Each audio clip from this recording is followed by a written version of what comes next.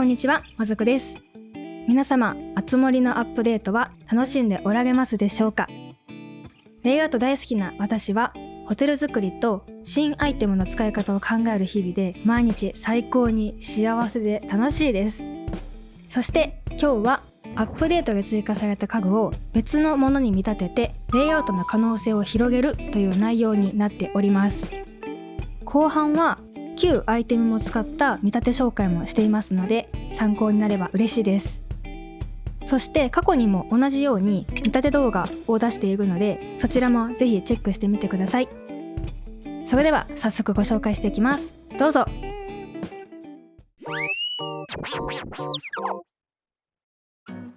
一つ目はこちら、シンプルな街灯です。これを他のものに見立て街灯ではない使い方としてご紹介します。それがシャワーです。旧アイテムでシャワーセットという家具があるんですけど、これは壁掛け家具になるので壁以外には設置することができません。例えばバスルームを作るとします。壁、床はタイル調のもの、アクセントにコンクリートの壁を貼ります。洗面所をコンクリートの壁のところに作り、その横を柱で囲ったシャワールームに。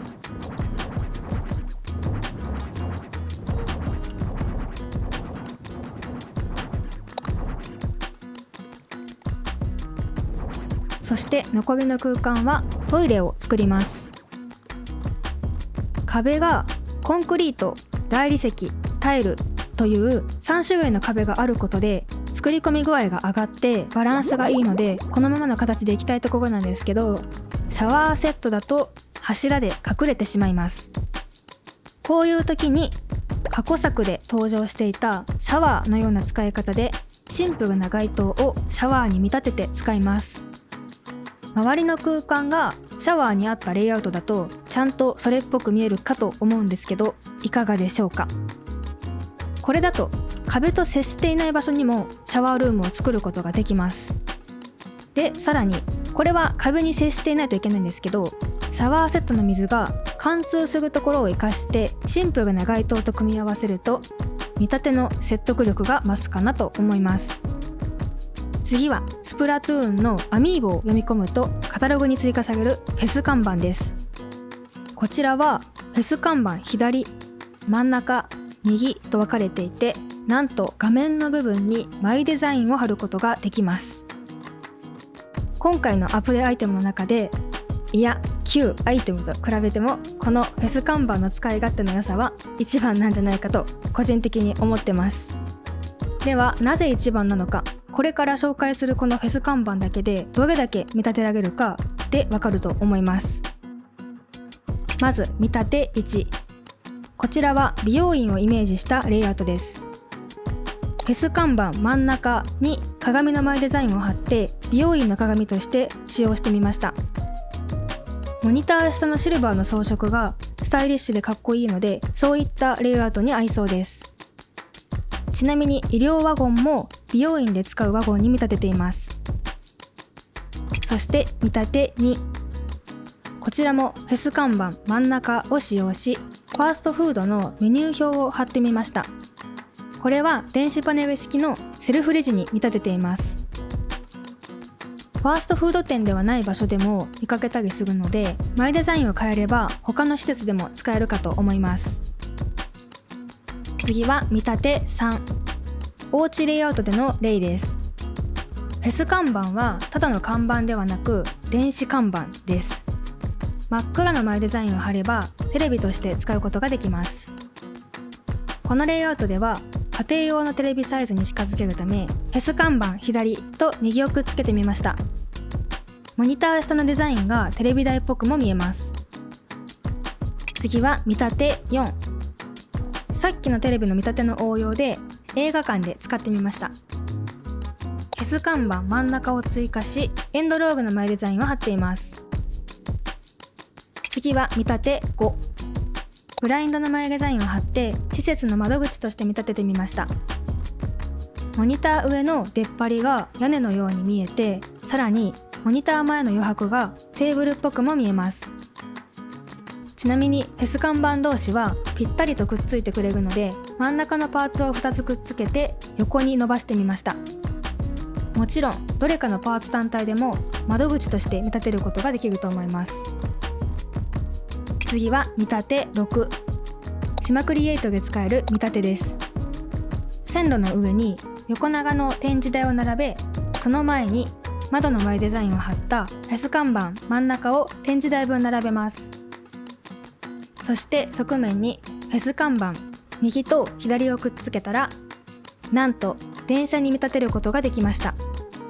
このアイテムが追加されたことにより、あつ森内でかなりリアルな電車が作れるようになったんじゃないかなと思います。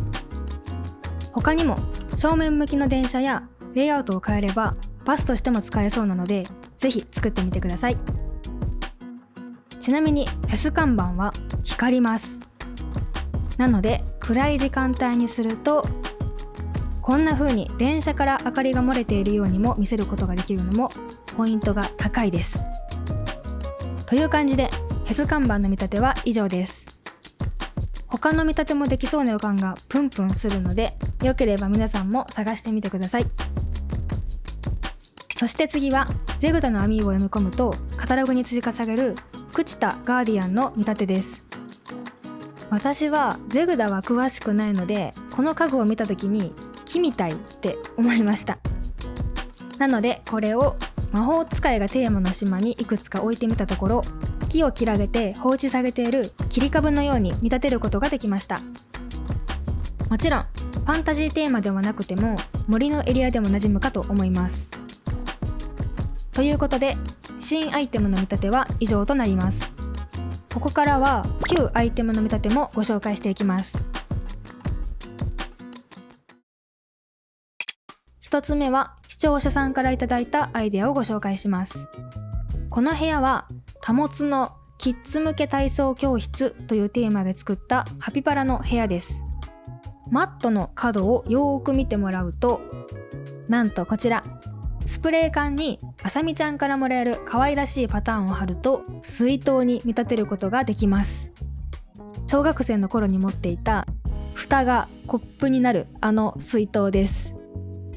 スプレー缶はパターンやマイデザインによっては蓋と本体の色が変わるので、そこが水筒っぽくなるポイントかなと思います。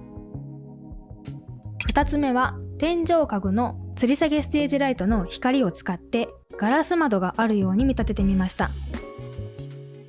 光が窓の反射っぽく見えるので、スタジオレイアウトやラジオブースなどガラス窓が必要なレイアウトに使えるかなと思います。